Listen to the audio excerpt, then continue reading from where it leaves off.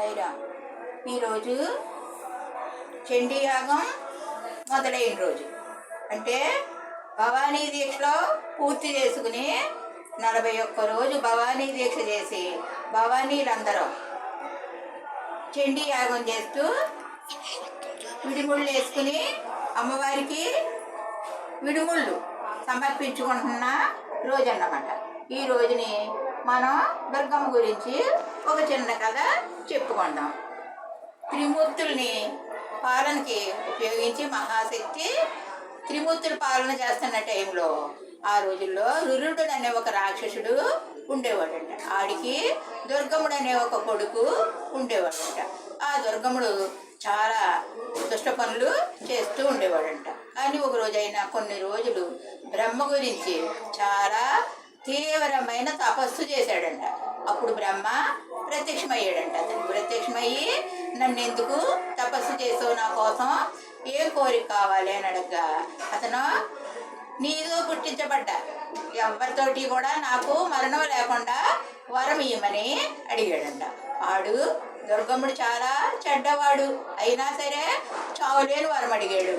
అప్పుడు బ్రహ్మ ఏం చేశాడు, అతను చేసిన తపస్సు మెచ్చి తప్పగా అతనికి ఆ వరం ఇచ్చాడనమాట.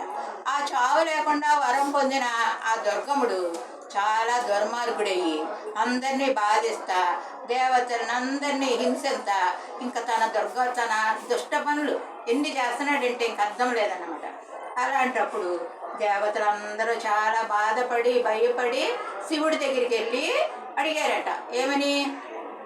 ఆ బ్రహ్మ ఇచ్చిన వరం వల్ల ఆ దుర్గముడు చాలా దుర్మార్గుడయ్యి మమ్మల్ని అందరినీ బాధిస్తున్నాడు, కాబట్టి నువ్వేమన్నా మాకు ఉపాయం చెప్పమని అడగ్గా ఆ శివుడు అన్నాడంట, నేను కూడా బ్రహ్మతో పుట్టించబడ్డవాడినే, నేనేమీ చేయలేను, అందరికీ అతీతమైన మహాశక్తిని మీరు శరణు కోరంటే ఆవిడే మిమ్మల్ని అందరినీ రక్షించగలదని చెప్పేసి వాడు బ్రహ్మ శివుడు చెప్పాడు.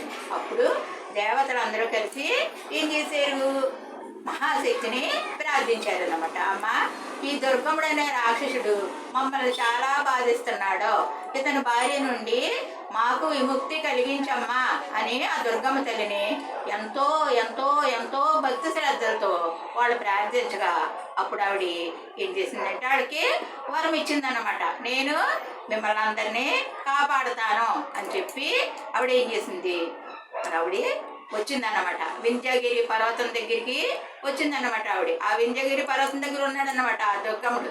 ఉండి అప్పుడు అతను ఏం చేశాడంటే ఆవిడ మహాకాళి అని కాళరాత్రి అనే ఒక ఆవిడ్ని ఒక తల్లిని అతని దగ్గరికి పంపించింది రాయవారు.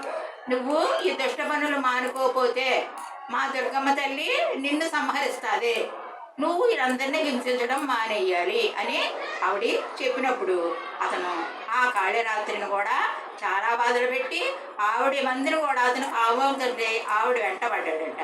నువ్వు ఇలా నన్ను చూసే ఇలా అయిపోతున్నావు, మా మహాశక్తి ఉంది, ఆవిడని చూసావంటే నువ్వు ఇంకా ఇదవుతావని చెప్పుగా ఆ మహాశక్తి మీద కూడా అతను ఉన్న రాక్షసులను కూడా పంపించాడంట. వాళ్ళందరినీ ఆ మహాశక్తి సంహరించిందంట. సంహరించి ఈ దుర్గముడితో ఈ మహాశక్తి దేవతలందరి శక్తి తీసుకుని అందరి ఆయుధాలు ఆవిడ తీసుకుని మహాయుద్ధం చేసిందన్నమాట. ఎందుకోసమని? అందరి కోసమని, మానవులందరి కోసమని కదా, మనందరి కోసం ఆవిడ ఆ దుర్గముడితో పోరాటం చేసిందన్నమాట.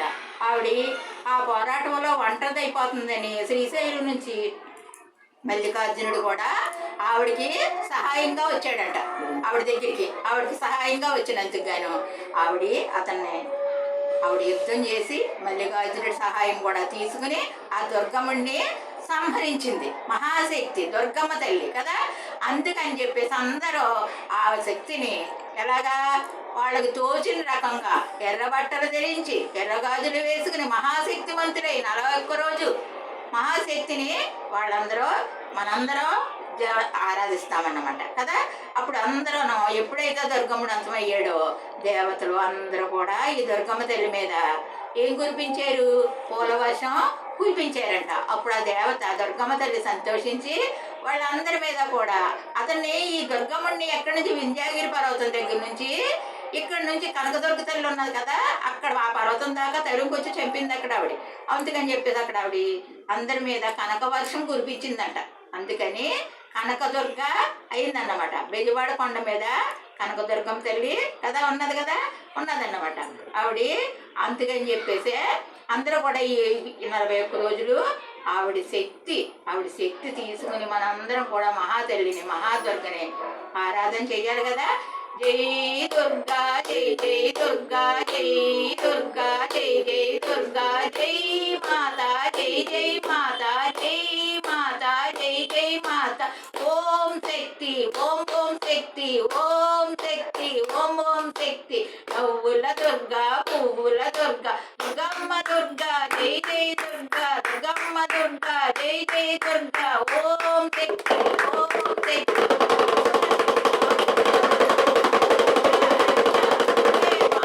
రక్ష రక్ష నువ్వే మాకు కాపాడమ్మా కరుణించమ్మా అమ్మా అమ్మ చల్లని తల్లి.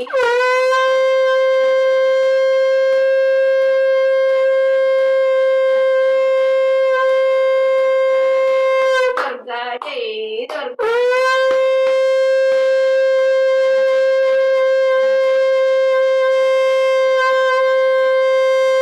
జై జై మాతా.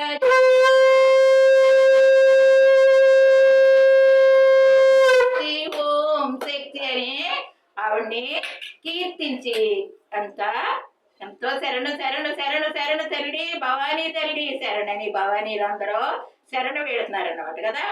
మల్లికార్జునుడు ఆవిడికి సహాయం చేసాడని నువ్వు కూడా ఇక్కడ నాతో సహాయంగా ఉండమని దుర్గమ్మ తల్లి మల్లికార్జున సమేతంగా విజయవాడలో వెలిసి ఉన్నారన్నమాట.